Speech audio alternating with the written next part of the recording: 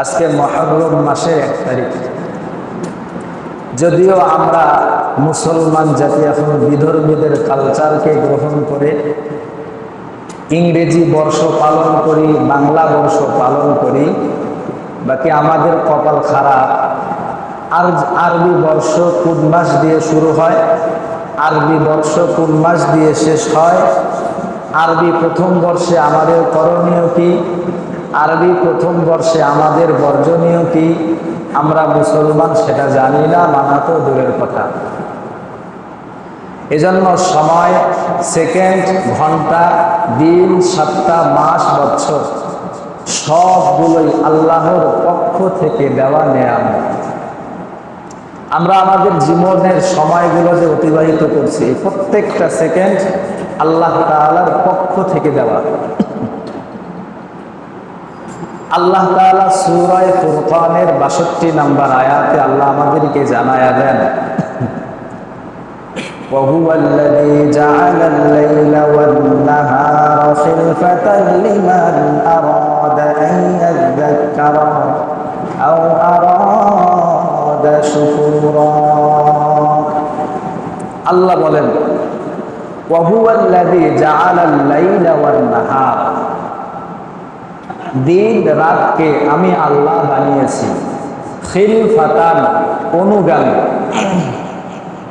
দিন এবং রাত্রিকে আমি আল্লাহ অনুগত বানিয়েছি, অনুগামী করেছি। তাদের জন্য আল্লাহ বলেন লিমান আরাদা আইয়াযাক্কারা আও আরাদা শুকুরা, যারা আল্লাহর পক্ষ থেকে দেওয়া উপদেশ গ্রহণ করতে চায় এবং আল্লাহ তাআলার শুকরিয়া আদায় করতে চায়, আল্লাহ বলেন আমি আল্লাহ তাদের জন্যই দিন এবং রাত্রিকে অনুগামী করে দিয়েছি। সুবহানাল্লাহ। তাহলে দুই শ্রেণীর মানুষ যাদের জন্য আল্লাহ দিবারাত্রিকে অনুগামী করেছেন। 1 নাম্বার, যারা আল্লাহর পক্ষ থেকে দেওয়া উপদেশ গ্রহণ করতে চায় এবং আল্লাহর কৃতজ্ঞতা জ্ঞাপন করতে চায়, এদের জন্যই আল্লাহ বলেন আমি আল্লাহ দিন এবং রাত্রিকে তাদের জন্য অনুগামী করে দিব। মাসের ব্যাপারে আল্লাহ তাআলা সূরা তাওবার 36 নম্বর আয়াতে বলেন ইন্না ইদ্দাতাশ শুহুরি ইনদাল্লাহি 12 শাহরান ফি কিতাবিল্লাহ। আল্লাহ রাব্বুল আলামিন বলেন আমরা যে বাংলা বর্ষ গণনা করি, বাংলাতে হয় 12 মাস, ইংরেজিতেও হয় 12 মাস, আরবিতেও 12 মাস। বাংলা বর্ষের সূচনাকাল আছে, ইংরেজি বর্ষের সূচনাকাল আছে। আমরা সকলেই জানি বাংলার সূচনাকাল, ইংরেজি বর্ষের সূচনাকাল জানি, বাকি আরবি বর্ষের সূচনাকাল জানি না। আরবি বছর কোত্থেকে শুরু হইল, আল্লাহ কেন দিলেন, এটাই আল্লাহ তাআলা আমাদেরকে বলছেন ইন্না ইদ্দাতাশ শুহুরি ইনদাল্লাহি 12 শাহরান ফি কিতাবিল্লাহ। আল্লাহ তাআলা বলেন আমি আল্লাহর কাছে মাস হলো 12টা। এই আল্লাহ বললেন মাস হলো 12টা, মাসের কথা কোথায় আল্লাহ বলেছেন? আল্লাহ বলেন ফি কিতাবিল্লাহ, আমি আমার কিতাবের মধ্যে বর্ণনা করে দিলাম। আরবি বর্ষ হলে 12 মাস। আরবি বর্ষের সূচনাকাল কোথায় থেকে হয়? আরবি বছর থেকে শুরু হয়? আল্লাহ বলেন ইয়াউমা খালাকাস সামাওয়াতি ওয়াল আরদা মিনহা আরবাআতুন হুরুম। আল্লাহ বলেন আমি আল্লাহ তোমাদের জন্য কিতাবে 12টি মাস নির্ধারণ করলাম। 12টি মাস কবে থেকে আমি আল্লাহ নির্ধারণ করলাম? আল্লাহ বলেন ইয়াউমা খালাকাস সামাওয়াতি ওয়াল আরদা, আসমান জমিন আল্লাহ আমি যেদিন থেকে সৃষ্টি করেছি সেদিন থেকে 12টা মাসের গণনা আমি আল্লাহ সৃষ্টি করেছি। সুবহানাল্লাহ। তাহলে আরবি বছর বর্ষ শুরু হয় আসমান জমিন আল্লাহ যেদিন সৃষ্টি করেছেন সেদিন থেকে আরবি বর্ষ শুরু। এই 12 মাসের মধ্যে, আরবি 12 মাসের মধ্যে আল্লাহ বলেন মিনহা আরবাআতুন হুরুম, আমি আল্লাহ যে 12টা মাস দিলাম এই 12 মাসের মধ্যে আমি আল্লাহ 4টা মাসকে বিশেষ মর্যাদা, বিশেষ সম্মান দিয়েছি। বলেন তো 12 মাসের মধ্যে আল্লাহ কয়টা মাসকে গুরুত্বপূর্ণ করেছেন? 4 মাস। এখন এই 4 মাস কোন কোন মাস এটা আল্লাহ কোরআনে বলেন নাই, নবীজি হাদিসের মধ্যে বলেছেন। এই 12 মাস কোন কোন মাস? আল্লাহর রাসূল সাল্লাল্লাহু আলাইহি ওয়াসাল্লাম বলেন, قد استدارك كهيئته يوم خلق السماوات والأرض। আল্লাহর নবী বলেন, আল্লাহ তাআলা যেদিন থেকে আসমান আর জমিন সৃষ্টি করেছেন ওই দিন থেকে সময় যেমন আবর্তিত হয়, এখন পর্যন্ত ওই সময় আবর্তিত হচ্ছে। আসমান জমিন আল্লাহ যেদিন থেকে সৃষ্টি করেছেন ওই দিন থেকে সময় ঘুরে সময় আবর্তিত হয়। আল্লাহর রাসূল বলেন, ওই সময় থেকে যেমন সময় আবর্তিত হয় ঠিক ওই সময়টাও এখনো আবর্তিত হচ্ছে। আল্লাহর রাসূল বলেন, as-sanatu 12 শাহরা, মাস হলো 12টি, মিনহা আরবাআতুন হুরুম। এই 12 মাসের মধ্যে আল্লাহ তাআলা সম্মানিত করেছেন 4টা মাসকে। আল্লাহর রাসূল বলেন, সালাসাতুন মুতাওয়ালিয়া, 4 মাসের মধ্যে 3টা মাস হলো ধারাবাহিক। 1 নাম্বার যুল কাদা, 2 নাম্বার যুল হিজ্জা, 3 নাম্বার জিলহজ মাস। আল্লাহর রাসূল বলেন 4 নাম্বার হলো মুহররম, 3 নাম্বার হলো মুহররম, 4 নাম্বার হলো রজব মাস। তার মানে বোঝা গেল আল্লাহ তাআলার কাছে 12 মাসের মধ্যে 4টা মাস সম্মানিত। এর মধ্যে 1 নাম্বার হলো যুলকাদা মাস, 2 নাম্বার জিলহজ মাস, 3 নাম্বার মুহররম, 4 নাম্বার রজব। 4 মাসের মধ্যে যে মাস শুরু হলো এটাকে বলা হয় মুহররম মাস। এই মুহররম মাসের মর্যাদা আল্লাহর কাছে অনেক বেশি, সুবহানাল্লাহ। তাহলে 4 মাসের মধ্যে মুহররম মাসও আছে। এই মুহররম মাসকে আল্লাহ তাআলা সম্মানিত করেছেন। মুহররম মাসের কিছু তাৎপর্য গুণাবলী আলাদা আছে।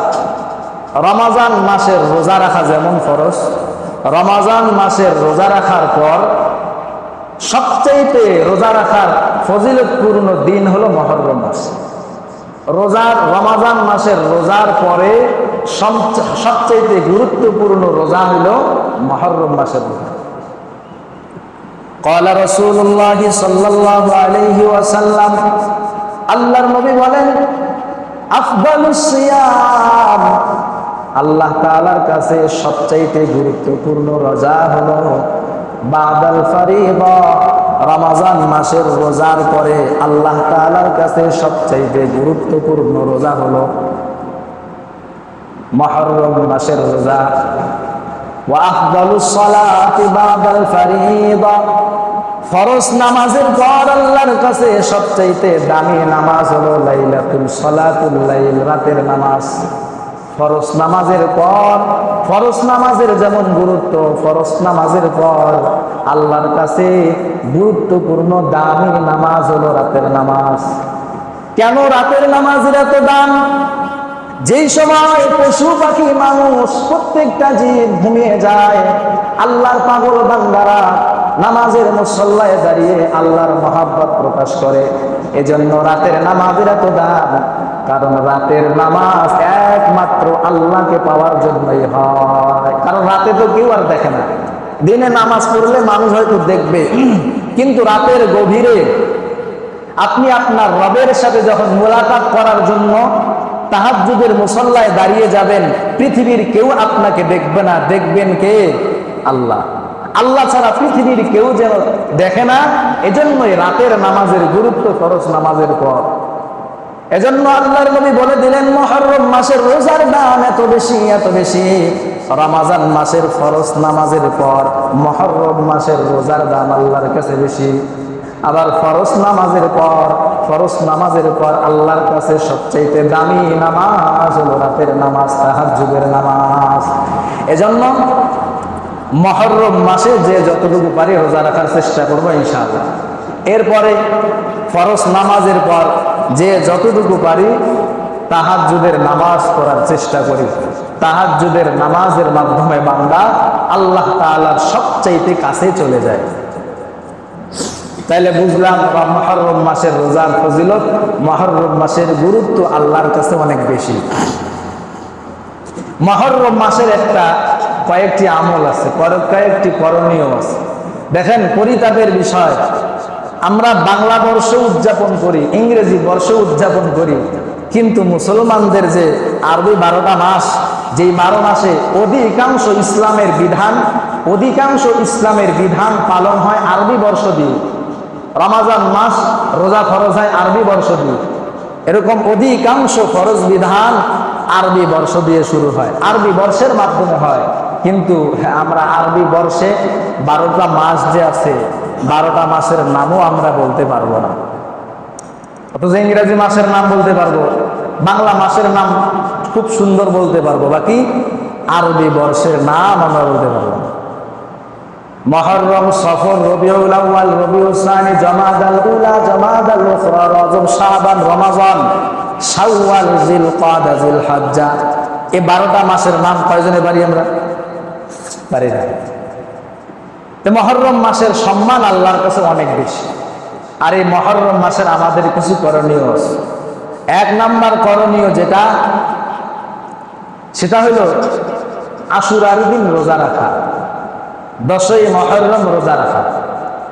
10ই মুহররম রোজার ফজিলত সম্পর্কে আল্লাহর রাসূল সাল্লাল্লাহু আলাইহি ওয়াসাল্লাম বলেন, قال رسول الله صلى الله عليه وسلم, আল্লাহর নবী বলেন, সিয়াম ইয়াউমি আশুরা, আল্লাহর নবী বলেন আশুরার দিনের রোজা যারা রাখবে, ইন্নী আহতাসিবু আলাল্লাহ, আমি আল্লাহর কাছে আশা রাখি, আইয়ুকাফিরাস সানাতাল্লাতী ক্বাবলা, আল্লাহ তাআলা ওই বান্দার পূর্বের জীবনের 1 বছরের গুনাহ আল্লাহ তাআলা মাফ করে দেন। সুবহানাল্লাহ। তাহলে মুহররম মাসের 10 তারিখে যারা রোজা রাখবে, আল্লাহ রাসূল বলেন তাদের পূর্বের জীবনের 1 বছরের গুনাহ আল্লাহ তাআলা মাফ করে দিবেন। সুবহানাল্লাহ। এখন কথা হইল 10 তারিখের রোজা কয়টা রাখবো আমরা, কখন রাখবো? আমরা জানি 9 এবং 10 তারিখে রোজা রাখি অনেকে, আবার অনেকে 10 এবং 11 তারিখে রোজা রাখে, দুইটাই জায়েজ। তবে উত্তম অনুত্তম আছে, 9 এবং 10 তারিখে রোজা রাখা এটা বেশি উত্তম। মুসলিম শরীফের 3256 নম্বর হাদিসের বর্ণনা, আল্লাহর রাসূলের সাহাবী আব্দুল্লাহ ইবনে আব্বাস রাদিয়াল্লাহু তাআলা আনহুমার বর্ণনা, তিনি বলেন, হিনা সামা রাসূলুল্লাহ সাল্লাল্লাহু আলাইহি ওয়াসাল্লাম ইয়াউমা আশুরা, আল্লাহর রাসূলের সাহাবী আব্দুল্লাহ ইবনে আব্বাস রাদিয়াল্লাহু তাআলা আনহুমার বর্ণনা, তিনি বলেন আল্লাহর রাসূল যখন আশুরার দিন রোজা রাখতেন, তার মানে 10 তারিখ মুহররম মাসের 10 তারিখে যখন আল্লাহর রাসূল রোজা রাখতেন, ওয়া আমারা বিসিয়ামি, নিজে রোজা রাখতেন, আবার সাহাবীদেরকে রোজা রাখার আদেশ করতেন। হাদিসটা সকলেই মনোযোগ দিয়ে শুনুন। আল্লাহর নবীর সাহাবী আব্দুল্লাহ ইবনে আব্বাস রাদিয়াল্লাহু তাআলা আনহুমা বলেন, আল্লাহর রাসূল যখন মুহররম মাসের 10 তারিখে রোজা রাখতেন, সাহাবীদেরকেও আদেশ করতেন তোমরাও মুহররম মাসের 10 তারিখে রোজা রাখো। এবার সাহাবায়ে কেরাম আল্লাহর রাসূলকে জিজ্ঞাসা করলেন, ক্বালু ইয়া রাসূলুল্লাহ, ও পয়গম্বর শুধু 10 তারিখে রোজা রাখবো? ইন্নাহু ইয়াউমুন তুআযযিমুহুল ইয়াহুদ ওয়ান নাসারা, শুধুই 10 তারিখের দিন রোজা রাখবো কারণ সেদিন তো 10 তারিখ, মুহররমের 10 তারিখ দিনটাকে ইহুদি এবং নাসারারা ভালোই সম্মান করে। আমরা কি শুধুই 10 তারিখে রোজা রাখবো নাকি আগে পিছে মিলে রোজা রাখবো? সাহাবায়ে কেরাম আল্লাহর রাসূলকে জিজ্ঞাসা করলেন। আল্লাহর রাসূল প্রশ্নের জবাবে বললেন, ক্বালা রাসূলুল্লাহ সাল্লাল্লাহু আলাইহি ওয়াসাল্লাম, ফাইদা কানাল আমুল মুকবিল ইনশাআল্লাহু সুন্না ইয়াউমাত তাসিয়া। আল্লাহর রাসূল সাহাবীদের প্রশ্নের জবাবে বললেন, শোনো, ইহুদিরা এই 10 তারিখ মুহররমের 10 তারিখকে সম্মান করে, এজন্য আমি যদি সামনের বছর বেঁচে থাকি, সামনের বছর আল্লাহ যদি আমার হায়াত রাখে, তাহলে আমি মুহররম মাসের 9 তারিখ রোজা রাখবো, 10 তারিখে রোজা রাখবো, তার মানে 10-এর সাথে 9-কে মিলিয়ে রোজা রাখবো। আল্লাহ রাসূলের সাহাবী আব্দুল্লাহ ইবনে আব্বাস রাদিয়াল্লাহু তাআলা আনহুমা বলেন, ফালাম ইয়াতিল আমুল মুকবিল হাত্তা তুফিয়া রাসূলুল্লাহ সাল্লাল্লাহু আলাইহি ওয়াসাল্লাম। আল্লাহর রাসূলের সাহাবী বলেন, আল্লাহর রাসূল বলেছিলেন সামনের বছর যদি আমি হায়াতে বেঁচে থাকি তাহলে 9 এবং 10 তারিখে রোজা রাখবো। কিন্তু সামনের বছর আল্লাহর রাসূল পায় নাই। সামনের বছর আসার আগে আল্লাহর রাসূল দুনিয়া থেকে বিদায় নিয়ে চলে গেলেন। তার মানে আল্লাহর রাসূলের আশা ছিল যদি সামনের মাসে, সামনের মুহররম মাস পাই তাহলে 9 এবং 10 তারিখে রোজা রাখবো। এর দ্বারা বোঝা যায় 9 এবং 10 তারিখে রোজা রাখা উত্তম। বাকি কেউ যদি 9 তারিখে রোজা রাখতে না পারে 10 এবং 11 তারিখে রোজা রাখবে। বুঝে আসতো তো ইনশাআল্লাহ? তাহলে উত্তম হইলো 9 এবং 10 তারিখে রোজা রাখা। আর 9 তারিখে রোজা রাখতে না পারলে 10 এবং 11 তারিখে রোজা রাখতে পারবে। এটা হলো রোজার বিধান গেল। কোন দিন কয়টা রোজা রাখবো? 9, 10 রোজা রাখতে পারি অথবা 10, 11 রোজা রাখতে পারি। বাকি উত্তম হইল 9 এবং 10 তারিখে রোজা রাখা। এখন এই আসা মুহররম মাসের 10 তারিখের যে রোজা, এই রোজার বিধানটা কি? এটা কি ফরজ, ওয়াজিব, না সুন্নত, না মুস্তাহাব? রোজার বিধানটা কি? আসলে কি রোজাটা রাখতেই হবে নাকি না রাখলেও চলবে? আল্লাহর রাসূলের সাহাবী আব্দুল্লাহ ইবনে ওমর রাদিয়াল্লাহু তাআলা আনহুমার বর্ণনা, মুসলিম শরীফের 3232 নম্বর হাদিসের বর্ণনা। আল্লাহর রাসূলের সাহাবী বলেন, ইন্না আহলাল জাহিলিয়াতি ইয়াসুমুনা ইয়াউমা আশুরা। আল্লাহর রাসূলের সাহাবী আব্দুল্লাহ ইবনে ওমর রাদিয়াল্লাহু তাআলা আনহুমা বলেন, জাহিলি যুগের লোকেরা আশুরার দিন রোজা রাখতেন। ওয়াসামা রাসূলুল্লাহ সাল্লাল্লাহু আলাইহি ওয়াসাল্লাম ওয়াল মুসলিমুন ক্বাবলা আন ইফতারা রমাদান। আল্লাহর রাসূলের সাহাবী বলেন, আল্লাহর রাসূল 10 তারিখের দিন রোজা রাখতেন, মুসলমানরাও রোজা রাখতেন, সাহাবায়ে কেরাম রোজা রাখতেন। তবে জাহিলি যুগের লোকেরা যেমন রোজা রাখতেন ওই দিনে, মুসলমানরাও 10 তারিখের দিন রোজা রাখতেন। আল্লাহর রাসূল সাল্লাল্লাহু আলাইহি ওয়াসাল্লাম সাহাবীদেরকে বললেন, এই রোজাটা রমজান মাসের রোজা ফরজ হওয়ার আগে মুহররম মাসের 10 তারিখের রোজাটা ফরজ ছিল। আল্লাহর রাসূল বলেন, ক্বাবলা আন ইফতারা রমাদান, রমজান মাসের রোজা ফরজ হওয়ার আগে আল্লাহর রাসূল রোজা রাখতেন, সাহাবায়ে কেরাম রোজা রাখতেন, রোজাটা ছিল ফরজ। এরপরে যখন রমজানের রোজা ফরজ হয়ে গেল, ফালাম্মা ফতুরিদা রমাদান, যখন রমজান মাসের রোজা ফরজ হয়ে গেল, আল্লাহর রাসূল তখন সাহাবাদেরকে বললেন, সাহাবায়ে কেরাম শোনো, যেহেতু আল্লাহ তাআলা রমজান মাসের রোজাকে ফরজ করে দিয়েছেন, সেহেতু তোমাদের মধ্যে যারা মুহররম মাসের 10 তারিখে রোজা রাখতে চায়, ইনসামা ইনশাআ সামা, যদি কেউ চায় মুহররম মাসের 10 তারিখে রোজা রাখতে তাহলে পারবে।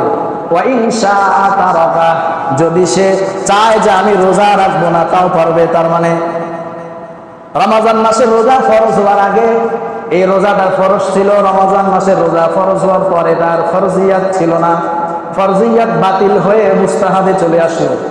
তার মানে তখন থেকে রমজান মাসের রোজা ফরজ হওয়ার পর থেকে আল্লাহ তাআলা মুহররম মাসের 10 তারিখের রোজাটাকে মুস্তাহাব করে দিয়েছেন। সুবহানাল্লাহ। কেউ যদি চায় রোজা রাখতে পারবে, আর কেউ যদি চায় না রোজা রাখবো না তাও পারবে। তবে আমাদের রোজা রাখাটা উচিত, কারণ আমাদের জীবনটা গুনাহ দিয়ে ভরপুর, পুরা জীবন গুনাহ দিয়ে ভরপুর। এমন কোনো দিন, এমন কোনো ঘন্টা যায় না যে ঘন্টায় আমাদের গুনাহ হয় না। তো এই সমস্ত গুনাহ মাফ করা তো দরকার। কি বলেন, দরকার আছে না? আমাদের জীবনের গুনাহ কি মাফ করা দরকার আছে না নাই? অবশ্যই আছে। আল্লাহ তাআলা কিছু কিছু দিন বান্দার জন্য স্পেশাল ভাবে নির্ধারণ করে দিয়েছেন। বান্দা তুমি এই দিনে এই আমল করবা, তোমার 1 বছর পূর্বের জীবনের গুনাহ মাফ, 2 বছর পূর্বের জীবনের গুনাহ মাফ, এই সকল গুনাহ মাফ, সগীরা গুনাহ মাফ, কবিরা গুনাহ মাফ। আল্লাহ আমাদেরকে এটা স্পেশাল ভাবে দান করেছেন। তাহলে সকলেই বলেন, আমাদেরকে এই রোজাগুলো রাখা দরকার না ছাড়া দরকার? তাহলে সবাই রাখবো তো ইনশাআল্লাহ, চেষ্টা করবো ইনশাআল্লাহ সবাই রাখা। আল্লাহ তাআলা আমাদের সবাইকে মুহররম মাসের 10 তারিখ রোজা রাখার তৌফিক দান করুন। এটা মুহররম মাসের 1 নম্বর আমল। 9 এবং 10 তারিখে রোজা রাখা, অথবা 10 এবং 11 তারিখ রোজা রাখা, তবে উত্তম হইল 9 এবং 10 তারিখে রোজা রাখা। এই মাসের 2 নাম্বার আমল হলো বেশি বেশি তওবা করা। আল্লাহ তাআলা বলেন, ইয়া আইয়ুহাল্লাযীনা আমানু তুবু ইলাল্লাহি তাওবাতান নাসুহা। আল্লাহ তাআলা বলেন, হে ঈমানদারগণ, তোমরা বেশি বেশি তওবা করো। তোমার তওবাটা যদি তওবায়ে নাসুহা হয়, একনিষ্ঠ তওবা হয়, খালেস তওবা হয়, তোমার জিন্দেগীর সব গুনাহগুলো আমি আল্লাহ ধুয়ে মুছে পরিষ্কার করে দিব। সুবহানাল্লাহ। এজন্য বেশি বেশি তওবার অভ্যাস করা। গুনাহ হয়ে গেছে, সাথে সাথে তওবা করা। আল্লাহ, আমি যে গুনাহটা করলাম, আমার দ্বারা গুনাহ সংগঠিত হয়ে গেছে, আল্লাহ সামনে এই গুনাহটা আর করব না, আমি তওবা করলাম, আল্লাহ আপনি আমাকে মাফ করে দেন। পারবো তো ইনশাআল্লাহ? যখন এই গুনাহ হয়ে যায়, মুমিনের বৈশিষ্ট্য এটা, মুমিনের ঘটনাক্রমে কখনো যদি কোনো সময় গুনাহ হয়ে যায়, মুমিনের এটা বৈশিষ্ট্য, সাথে সাথে আল্লাহর কাছে তওবা করা। এজন্য আল্লাহ বলে দিলেন, তওবা করবা তো তোমার জীবনের সব গুনাহ আমি আল্লাহ মাফ করে দিব।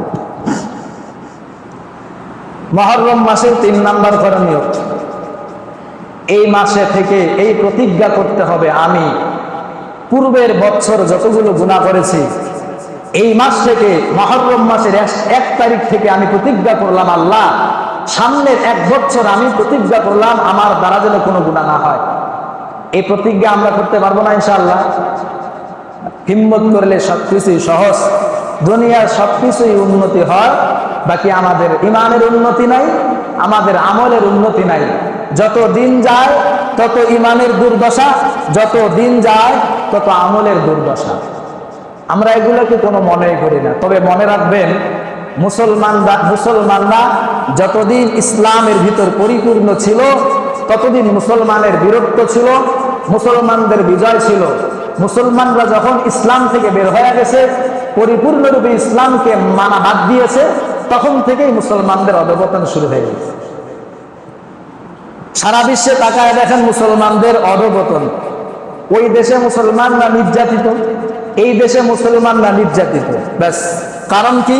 আমরা ইসলাম থেকে বহু দূরে সরে গেছি। কেমনে সরে গেছি? প্রত্যেকটা মুহূর্ত আমাদের গুনাহের মধ্যে কাটে। সময় পাইলে গীবত শুরু হয়ে যায়, সময় পাইলে শিকায়াত শুরু হয়ে যায়, সময় পাইলে মিথ্যা কথা শুরু হয়ে যায়, আর মানুষের একজনের পিছনে আরেকজন তো লেগেই আছে। মনে রাখবেন, মুসলমানদের অধঃপতন, মুসলমানদের ঐক্য নষ্ট করার পিছনে সবচেয়ে বড় যে জিনিসটা কাজ করে, সেটা হলো একজনের পিছনে আরেকজন লেগে থাকা।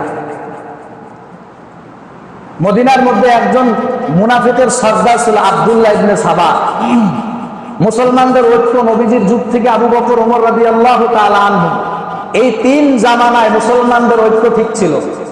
কিন্তু ওসমান রাদিয়াল্লাহু তাআলা আনহুর জামানায় এসা, কারণ ওমর রাদিয়াল্লাহু তাআলা আনহু জামানায় মুনাফিকরা সেরকম মাথা উঁচু করে দাঁড়াইতে পারে নাই। কারণ ওই মুনাফিক ভালো করেই জানতো, ওমরের জামানায় যদি মাথা উঁচু করে দাঁড়াই আর মুনাফিকি শুরু করি, একজনের পিছনে আরেকজনের পিছনে ক্লিক লাগায় দেই, তো উমর এটা বরদাস্ত করবে না, আমাদেরকে একবারে জমিনের সাথে মিশাই দিব। ভালো করে জানতো।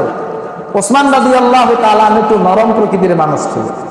যেহেতু নরম প্রকৃতির মানুষ ছিল, এটাকে তারা টার্গেট করে এখন মুনাফিকরা মুসলমানদের ঐক্যের মধ্যে ফাটল তৈরি করলো। কিভাবে? যারা আলী রাদিয়াল্লাহু তাআলা আনহুর সমর্থক, আমরা অনেকে আছি না, অমুক আলেমের সমর্থক, অমুক আলেমকে মহাব্বত করি, অমুক হুজুরকে মহাব্বত করি, ডাঙ্গাপাড়ার হুজুরকে মহাব্বত করি, অমুক হুজুরকে মহাব্বত করি, করি না? হ্যাঁ। তো আলী রাদিয়াল্লাহু তাআলা আনহুর সমর্থক যারা ছিল, মুনাফিকের সরদার আব্দুল্লাহ ইবনে সাবা গিয়ে তাদেরকে বলতে, আলী রাদিয়াল্লাহু তাআলা আনহুকে চিনো তোমরা? কে? এত বড় মাপের একজন মানুষ থেকে ওসমান খেলাফত নিবে, এটা কি হতে পারে? এই যে মুনাফিকের সরদার আব্দুল্লাহ ইবনে সাবা ক্লিক লাগাইছে না, এই তখন থেকে মুসলমানদের মধ্যে ঐক্যের মধ্যে ফাটল। এইরকম মুনাফিকের স্বভাব আমাদের মাঝে আছে। তো দূর, আমার ছেলে থেকে ইমাম সাহেব নামাজ পড়াবে, আছে না? এরকম আছে। আমার ভাইস্তা থাকতে না, এই মসজিদে খেতাবতি এই ইমাম সাহেব দিয়ে হবে না, আমার ভাইস্তা তো আছে, আমার সন্তান তো আছে, আমার অমুক তো আছে, আমার আত্মীয় তো আছে, ওই থাকতে এই ইমাম সাহেব নামাজ পড়াবে যেমন, এটা চলবে না। এই যে শুরু হয়ে গেল ফাটল 2 দল। ঠিক এরকম ভাবে মুনাফিকের সর্দার আব্দুল্লাহ ইবনে সাবা মুসলমানদের মধ্যে প্রথম ঐক্যের মধ্যে ফাটল তৈরি করছে এই মুনাফিকি কইরা একজনের মাঝে আরেকজন ক্লিক ঢুকাই দেয়। আলী এত বড় একজন মানুষ, ওই খেলাফত না নিয়ে ওসমান খেলাফত নিবে, এটা হতে পারে না। তখন থেকে মুসলমানদের মধ্যে ফাটল, এখনো ফাটল চলতেছে। এজন্য মুসলমানরা যদি বিজয় আনতে চায় তাহলে ঐক্যের বিকল্প কোনো কিছু নেই। এজন্য সামনে হয়তো আলেমদের একটা ঐক্য আসতে পারে, এই ঐক্যটাকে আমরা যদি সমর্থন দিতে পারি ইনশাআল্লাহ সামনে ইসলামের বিজয় আসতে পারে। আর যদি এই ঐক্যের মধ্যে ফাটল তৈরি করি, আর যদি মনে করি আমি তো রাজনীতি করি, আব্রাহাম লিঙ্কনের রাজনীতি করি, এই রাজনীতি আমি বাদ দিতে পারবো না, ইসলামকে আনতে পারবো না, ইসলামের রাজনীতি আমার কাছে ভালো না, আপনি তো মুসলমানের, আপনি তো বেঈমান। যাদের ভিতরে এটা থাকবে যে আমাকে ইসলামী রাজনীতি ভালো লাগে না, ওলামায়ে কেরাম ইসলাম ক্ষমতায় আসুক, এটা আমার ভালো লাগে না, কারণ ইসলাম ক্ষমতায় আসলে তো ওর পেট পূজা চলবে না, ইসলাম ক্ষমতায় আসলে তো হয়ে টাকা মারি খাইতে পারবে না, ইসলাম রাষ্ট্রে আসলে তো ও আর বাংলাদেশ থেকে অন্য রাষ্ট্রে টাকা পাচার করতে পারবে না, ইসলাম ক্ষমতায় আসলে তো আর খুন করতে পারবে না, ইসলাম রাষ্ট্রে আসলে তো ও আর রাহাজানি করতে পারবে না, ডাকাতি করতে পারবে না, টাকা পাচার করতে পারবে না। এজন্য যারা বলে ইসলামী রাজনীতি ভালো লাগে না, বলবেন এটা শয়তান, একবারে স্পষ্ট হচ্ছে না, ওটা হলো শয়তান। কারণ মুমিন হিসাবে, একজন মুসলমান হিসাবে তার ইমানি দায়িত্ব হলো ইসলামী রাজনীতিকে পছন্দ করা, ইসলামকে রাষ্ট্রের মধ্যে আনার চেষ্টা করা। এটা মুসলমানদের ইসলামের দাবি, ইমানের দাবি। এজন্য সামনে যদি ইসলামের ঐক্য তৈরি হয়, আমরা সকলে ইসলামকে সামর্থ্য করবো তো ইনশাআল্লাহ। কি বলার পারবো তো ইনশাআল্লাহ। বাপ দাদার রাজনীতি বাদ দেন, কত রাজনীতি দেখছেন 56 বছরের বয়সে, কত রাজনীতি দেখছেন, সব রাজনীতির খেলা, সব পেট পূজার খেলা। কেউ আমাদের শান্তি এনে দিতে পারে নাই, কিয়ামত পর্যন্ত দিতে পারবে না। যতদিন পর্যন্ত ইসলামী খেলাফত দেশের মধ্যে প্রতিষ্ঠিত না হবে, ততদিন পর্যন্ত মুসলমানদের ভাগ্যের দুয়ার খুলবে না। আর যদি মুসলমানরা ইসলাম দেশের মধ্যে প্রতিষ্ঠিত করতে পারবে, মনে রাখবেন তখন থেকেই মুসলমানদের কপাল খুলবে, তখন থেকে আর এই রাজনীতি, পেট পূজার রাজনীতি হবে না।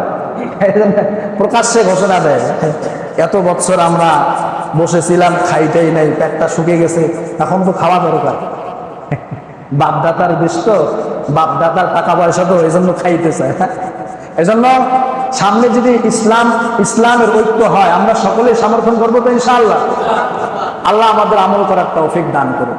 যেটা বলছিলাম, মুহররম মাসের 2 নম্বর আমল সমস্ত গুনাহ থেকে বেঁচে থাকা। আল্লাহ বলেন ফালা তাজলিমু ফীহিন্না আনফুসাকুম, তোমরা এই সম্মানিত 4 মাসের মধ্যে নিজেদেরকে গুনাহ থেকে বেঁচে থেকে নিজেদের উপর জুলুম করা থেকে বিরত থাকো। এই জন্য সমস্ত গুনাহ থেকে আল্লাহ যেন আমাদেরকে বাঁচিয়ে রাখে। সকলে বলেন আমিন। পারবো তো ইনশাআল্লাহ। প্রত্যেকটা সময় আমাদের গুনাহ হয়, এমন কোনো সময় নেই যে গুনাহ হয় না। এই জন্য গুনাহের রাস্তা থেকে আসেন, ফিরে আসেন। চুল দাড়ি সব থেকে সাদা হয়ে গেছে, এখন আমরা গুনাহ ছাড়তে পারলাম না। মিথ্যা কথার গুনাহ, গীবতের গুনাহ, শিকায়েতের গুনাহ, একজন আরেকজনের পিছনে লেগেই থাকে। কি দরকারটা আছে ভাই? একজন আরেকজনের পিছনে লেগে থাকার কি দরকার আছে আমাদের? একজন মানুষ সংসার ভালো চলতেছে, তার পিছনে লাগার কি দরকার? দোয়া করি আল্লাহ তার মধ্যে আরো বরকত দান করেন, আমাকে একটু সচ্ছলতা দান করেন। আল্লাহ তাকে আপনি উপরে উঠাইছেন, তার সন্তানকে উপরে উঠাইছেন, আল্লাহ আমার সন্তানটাকে উপরে উঠান। কেন ক্লিক লাগান? ক্লিক লাগানোর কি দরকার? এর সন্তান এত বড় আলেম হয়ে গেছে, না এটা তো বরদাস্ত করা যাবে না। এর সন্তান এত টাকার মালিক হইল, এটা তো বরদাস্ত করা যাবে না। এই যে ক্লিক লাগানি, এগুলা বন্ধ করতে হবে আমাদের। আল্লাহ আমাদের সকলকে আমল করার তৌফিক দান করুক। তাহলে 2 নাম্বার আমল বলছিলাম সমস্ত গুনাহ থেকে বেঁচে থাকা। আজকে মুহররম মাসের 1 তারিখ, আজকে আমরা যেন এই প্রতিজ্ঞা করি, আল্লাহ জীবনে আর যতদিন বাঁচবো আর কোনোদিন নামাজ ছাড়বো না। আল্লাহ জীবনে আর যতদিন বাঁচবো গুনাহ করবো না, মিথ্যা কথা বলবো না, হিংসা করবো না, গীবত শিকায়েত করবো না। পারবো তো ইনশাআল্লাহ? প্রত্যেক জুমায় সকলেই আপনারা বলেন যে হা করবো, কিন্তু আসলেই পাওয়া যায় না। এটা খুবই দুঃখজনক বিষয়। এত ওয়াজ আর নসিহত করা, নিজেরও তো বিরক্ত লেগে যায় যে প্রতিদিন নামাজের কথা বলা, প্রতিদিন এই সমস্ত গুনাহ থেকে বেঁচে থাকার কথা বলা। নিজের কাছেও বিরক্ত লাগে, আপনাদের কাছেও বিরক্ত। কি রে হুজুর খালি প্রত্যেক সপ্তাহে এক ওয়াজই করে খালি নামাজ পড়ো নামাজ পড়ো নামাজ পড়ো। এজন্য আসেন সকলেই মিলেমিশে আল্লাহর বিধান নামাজটা পালন করে দুনিয়াতেও শান্তি, আল্লাহ আখিরাতেও শান্তি দান করবেন। সকলেই বলেন আমিন। সময় হয়েছে না? ওয়া আখিরু দাওয়াহুম আলহামদুলিল্লাহি রাব্বিল আলামিন। যারা সুন্নত করেন করে রাখেন।